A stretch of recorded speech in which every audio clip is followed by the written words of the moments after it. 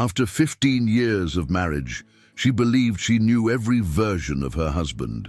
At 38, she had built a stable life beside him. Trust, routine, shared plans. He, at 42, seemed like a man who had already chosen his future, until one urgent call from the hospital changed everything. What she discovers inside those walls isn't just a betrayal. It's the realization that her marriage had already been abandoned long before that moment. But instead of confronting, begging, or breaking down, she makes a choice. Because some women don't fight to be chosen. They show what a man loses when he chooses a life without them. The phone rang just after noon. I remember that detail clearly because everything before that moment feels distant now, as if it belonged to another life, a quieter one, a safer one. When I saw the hospital's number on the screen, my first thought wasn't betrayal, it was fear. Hospitals don't call without urgency. My hands trembled slightly as I answered. "Mrs. Reynolds?" the voice asked, professional but firm. "Yes," I replied. "This is St. Mary's Hospital.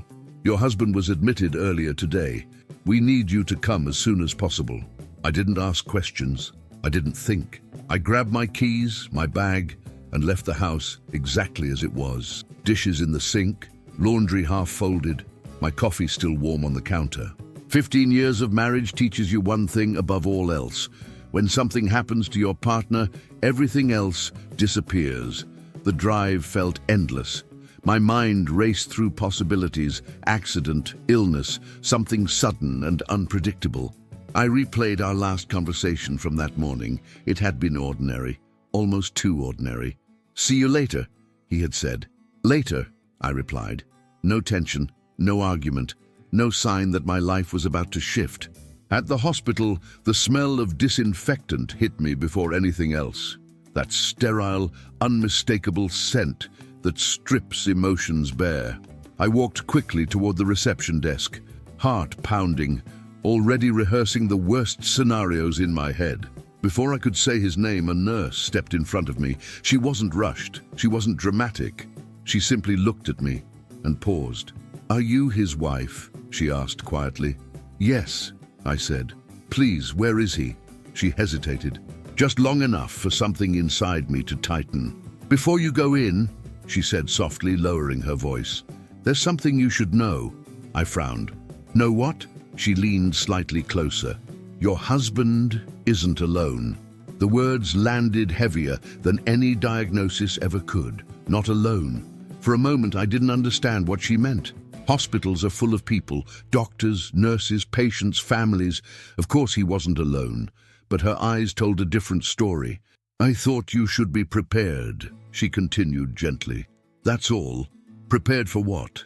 I thanked her automatically and walked toward the room she indicated, my steps slowing with each one. My heart wasn't racing anymore. It was sinking. Something was wrong, not medically. As I reached the door, I stopped. I don't know how long I stood there. Seconds, maybe minutes.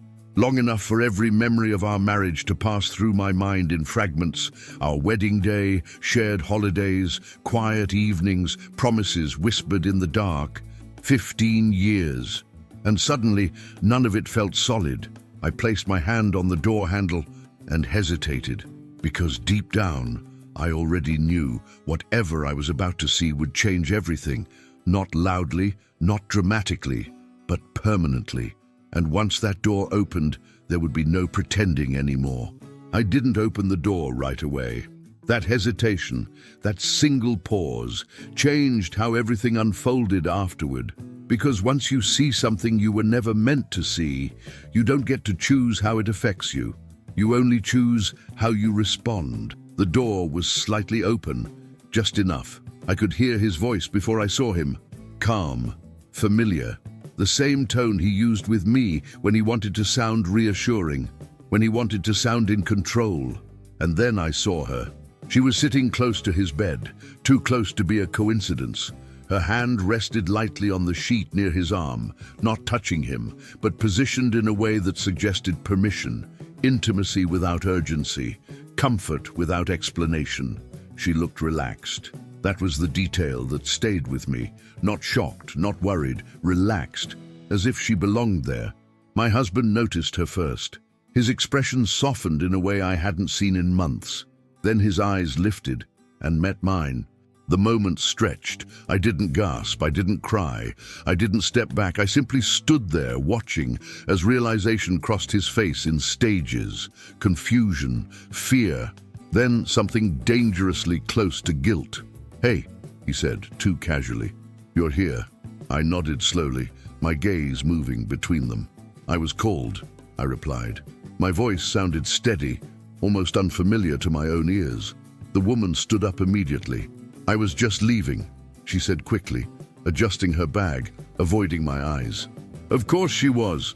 She didn't apologize, she didn't explain, she didn't need to. The situation spoke clearly enough. She walked past me, her shoulder brushing mine just slightly. It wasn't aggressive, it wasn't accidental either, it was territorial. When the door closed behind her, the room felt smaller. "I didn't expect you so soon," he said. That was his first instinct, not to explain, not to apologize, but to manage timing. "I came as soon as I got the call," I replied. "That's what wives do." The word wives seemed to hang in the air longer than the rest. He shifted uncomfortably. "It's not what it looks like," he said. I almost smiled, because it was exactly what it looked like. I pulled a chair closer and sat down, crossing my legs calmly. If he expected a confrontation, he was going to be disappointed. "Then explain," I said, slowly. He sighed, rubbing his forehead. "She's an old friend," he began. "We ran into each other again recently. She heard I was here and came to check on me." Old friend. The phrase had become convenient. "Does she usually sit that close to you?" I asked. He didn't answer. Silence, I learned that day, is often the loudest confession. I looked around the room, the flowers on the table not from me, the personal items arranged with familiarity, the way the nurse had hesitated before speaking to me. None of this was sudden. This wasn't a mistake born in a hospital room. It was a continuation. "How long?" I asked. He exhaled sharply. "It's complicated." That was answer enough. I stood up. "I'm glad you're okay," I said. "Physically, at least." He looked startled. "That's it?" he asked. "You're not going to say anything?" I turned to him. "Oh, I am," I replied calmly. "Just not now." Because something inside me had shifted. I wasn't angry. I was awake. 15 years of marriage gives you instincts you don't even realize you've developed. And every instinct I had was telling me the same thing. This wasn't the first time. It wouldn't be the last. And he didn't think I would leave. As I walked out of the room, I remembered the nurse's eyes, the quiet warning, the kindness disguised as professionalism. She knew. And now, so did I. The truth I wasn't meant to see had finally revealed itself, not in chaos, not in betrayal screams, but in a calm hospital room where I realized something far more dangerous than infidelity had already happened. He had stopped choosing me. I didn't confront him that day. That surprised everyone, including him. When I left the hospital room, I didn't slam the door, I didn't raise my voice, I didn't demand explanations in the hallway or call anyone in tears. I simply walked out, thanked the nurse at the desk, and drove home with both hands steady on the wheel. It wasn't denial, it was clarity. Because somewhere between the doorway and the parking lot, I understood something fundamental. Whatever I said in that moment would only serve him, not me. People expect confrontation when they're caught. They prepare for it. They rehearse apologies, excuses, emotional responses designed to soften the impact and regain control. And my husband, after 15 years, knew me well enough to expect emotion. So I gave him none. At home, I didn't rush to change anything. I didn't throw away his things. I didn't call a lawyer or a friend. I sat on the couch and replayed the scene, not with anger, but with precision. The closeness, her comfort, the way the nurse hesitated before speaking to me.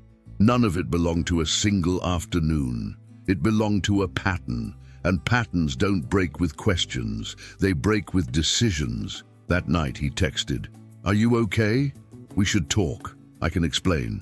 I read the messages without responding, not because I wanted to punish him, but because I wanted to understand him, and understanding takes silence.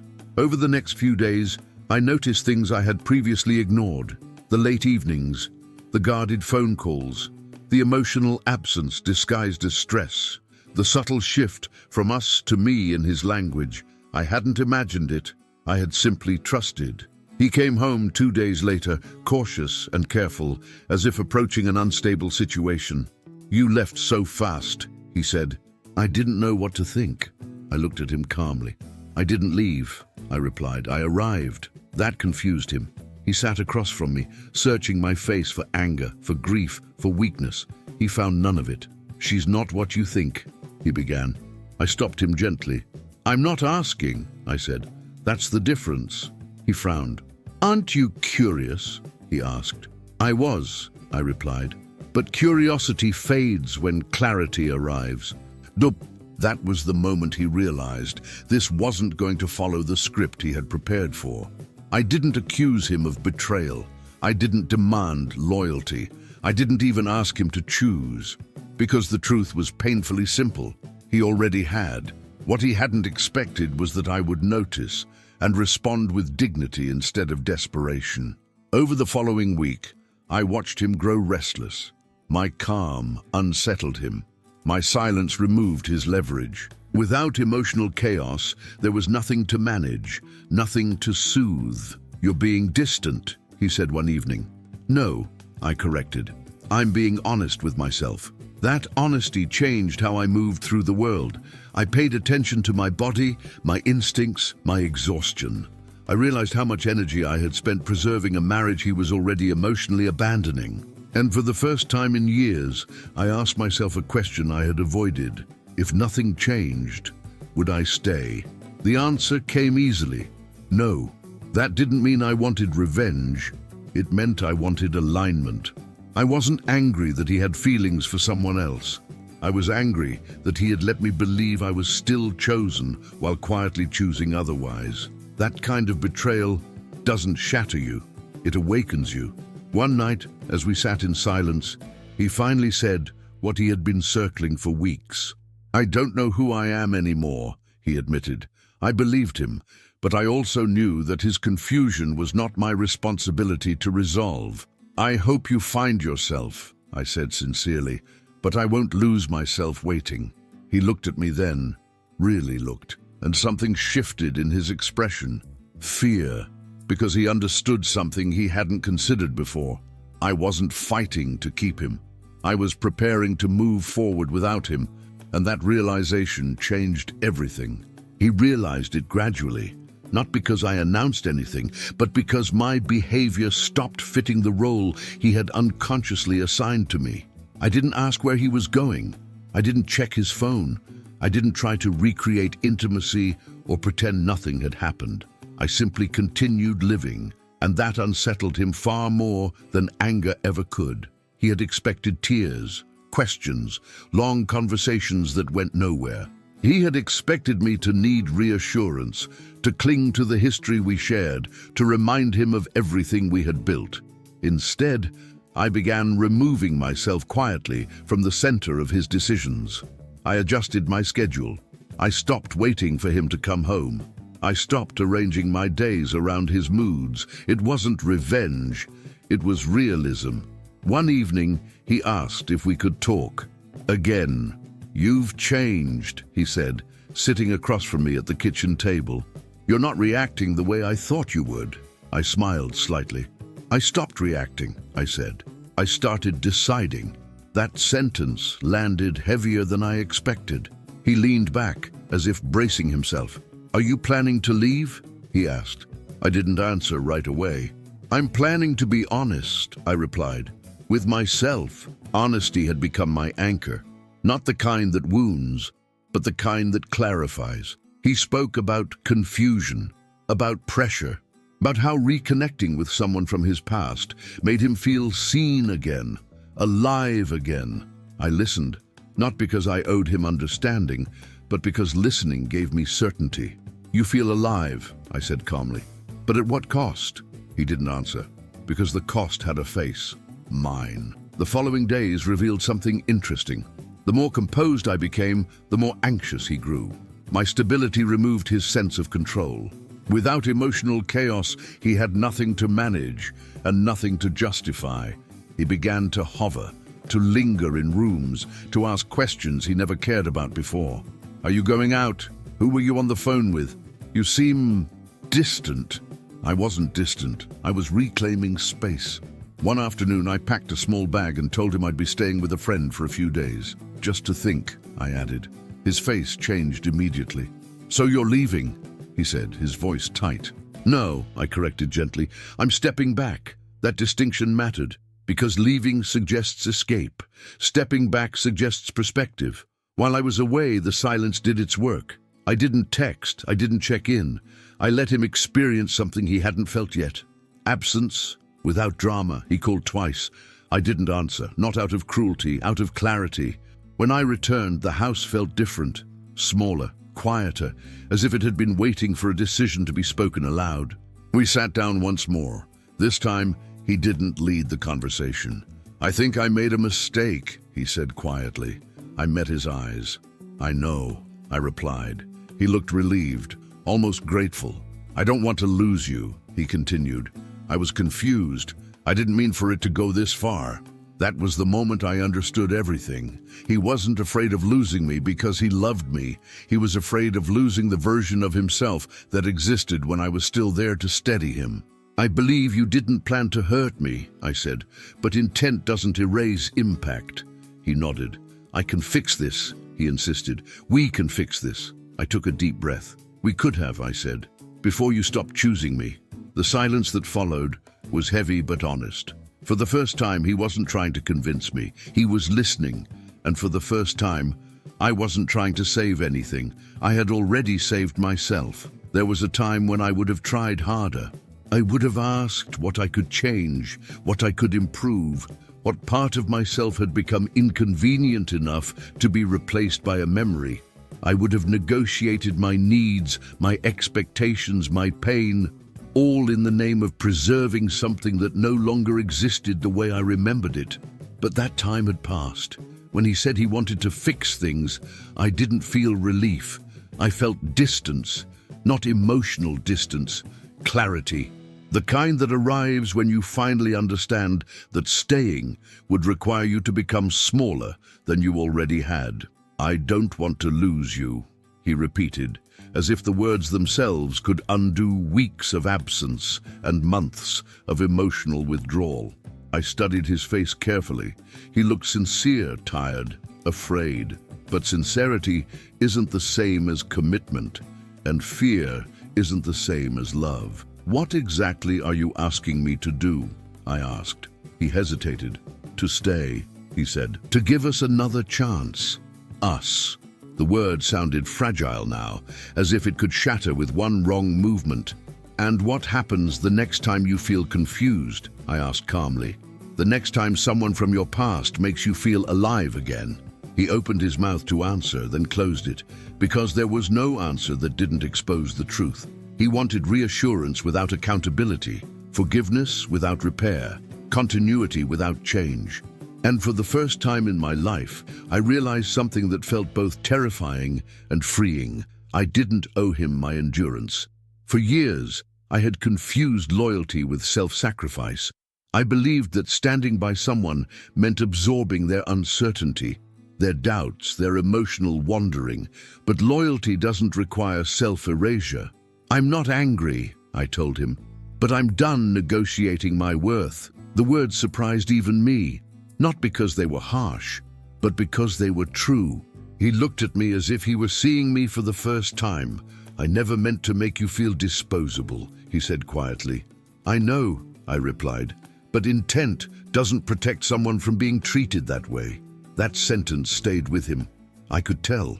Over the next few days, he tried, in small, careful ways, to return to the man he used to be.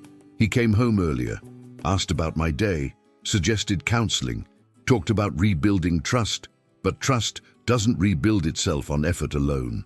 It rebuilds on timing, and his timing was wrong. I had already crossed an invisible line, not away from him, but toward myself. One evening, as we sat together in silence, I finally said what had been forming in my mind for days. "I don't want to be the woman you return to after exploring your options," I said. "I want to be the woman you never risk losing." He swallowed hard. "That's not how I see you," he said. "But it's how you treated me," I replied gently. That was the difference. I wasn't accusing him of being a bad man. I wasn't rewriting our history as a lie. I was simply acknowledging the present, and the present was clear. He had stopped choosing me, long before the hospital room made it undeniable. The next morning, I made a decision that didn't come with drama or declarations. I called a lawyer, not to attack, not to punish, but to protect. That call didn't feel like defeat. It felt like alignment. I wasn't ending a marriage out of anger. I was ending a pattern out of respect and tea for myself. When I told him, he didn't argue. He looked defeated, but not surprised. "I thought you'd fight more," he admitted. I nodded. "I already did," I said. "You just didn't notice." Because my fight had been quiet. It had happened in moments of reflection, in unanswered messages, in choosing calm over chaos, in recognizing that love without safety isn't love, it's endurance, and I was done enduring. He didn't understand it all at once. Loss rarely announces itself loudly. It arrives in fragments, in moments that feel ordinary until you realize what they represent. At first, he believed time would soften my decision. That distance would create longing. That silence would pull me back. He mistook my calm for indecision. He had always underestimated what calm really meant to me. When the paperwork began, reality shifted. Not emotionally, practically. Dates, signatures, conversations that no longer included maybe or we'll see.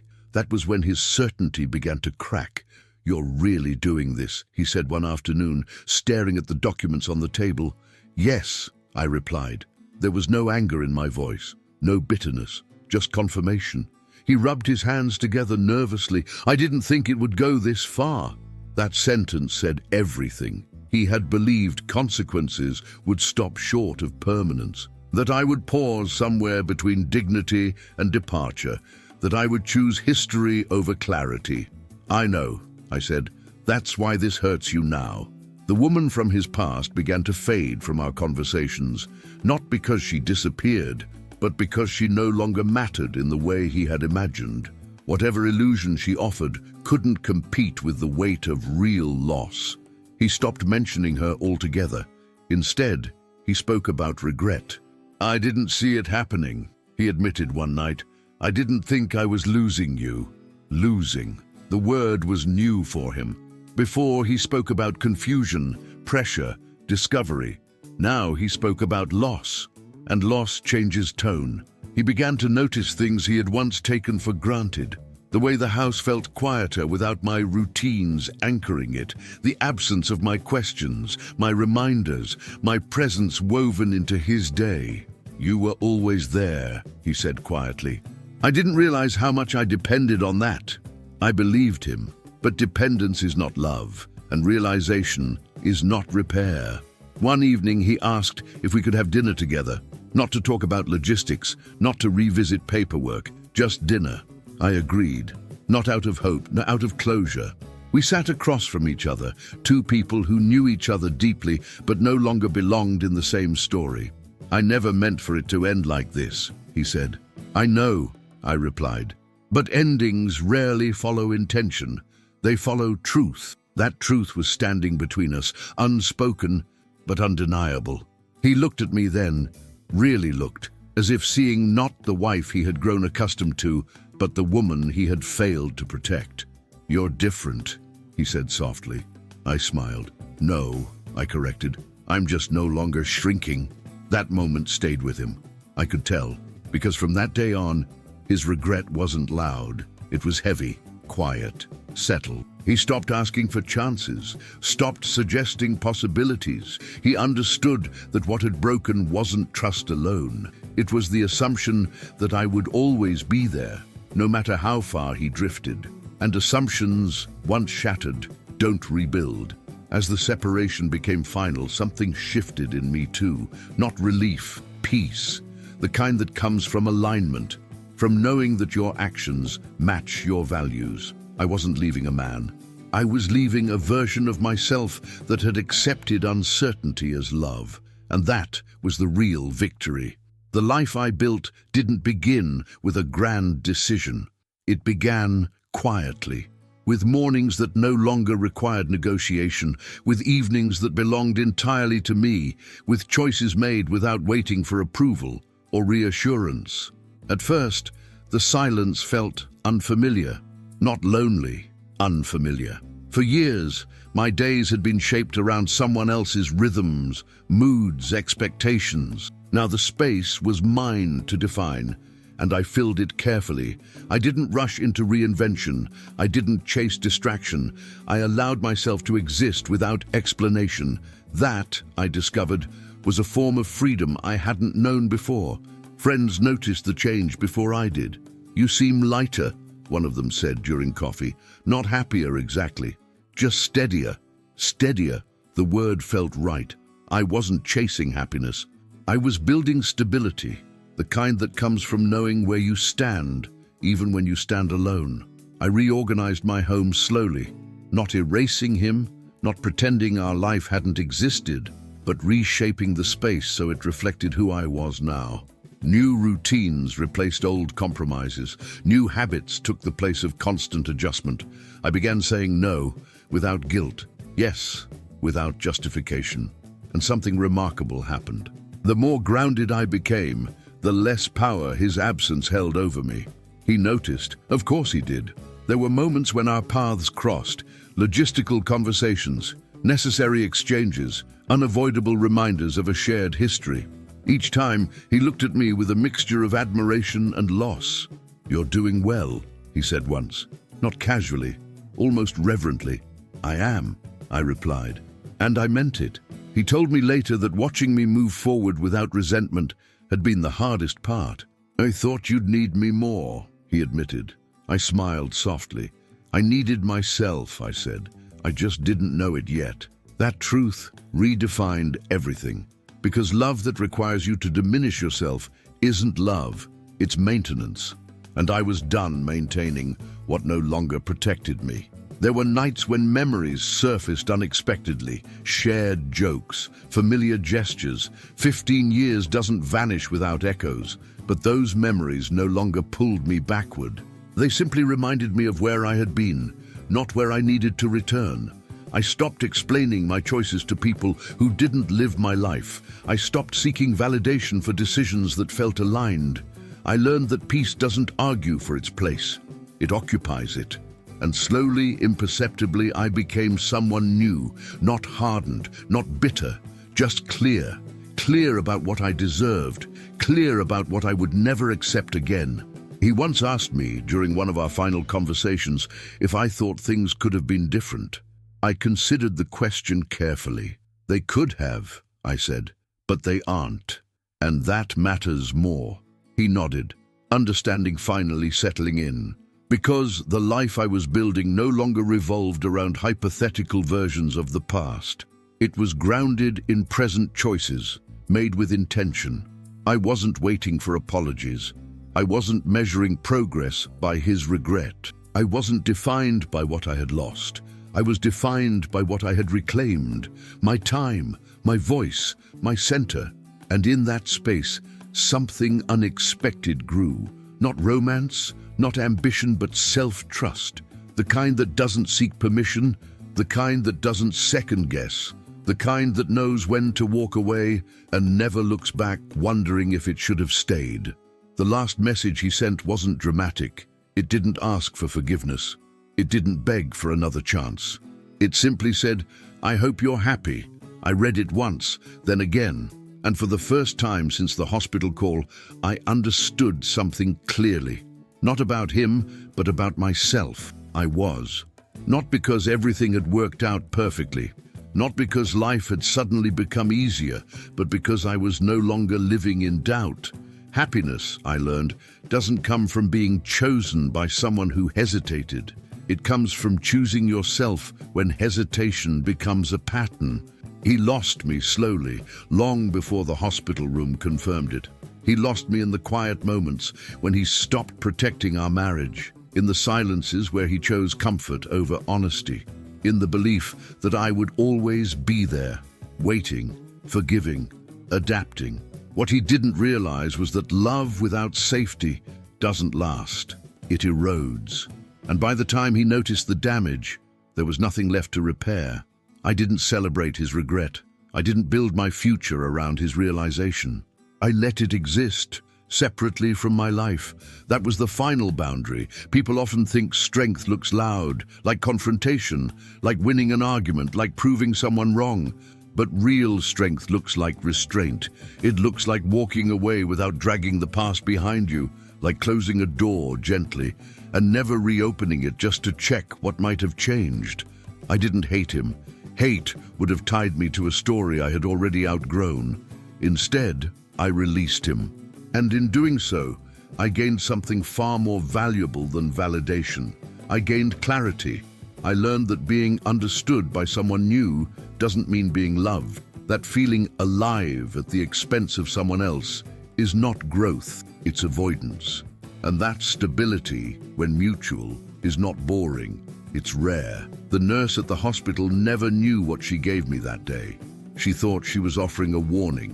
What she actually gave me was a mirror, one that showed me the truth without noise, without cruelty, without forcing me to look any longer than I was ready. From that moment on, every step I took was deliberate, not toward revenge, not toward proving a point, but toward a life where I never had to wonder if I was enough, because I was, and I always had been. The only difference was that now I finally believed it. Some endings don't need explanations. They need acceptance. And some truths aren't meant to destroy you. They're meant to wake you up. If this story touched your heart, please subscribe to Stories We Tell, leave a like, and share it with someone who needs to hear it. Your support helps us keep creating stories about love, forgiveness, and second chances, because stories that touch the heart deserve to be told and remembered. Thank you for being here.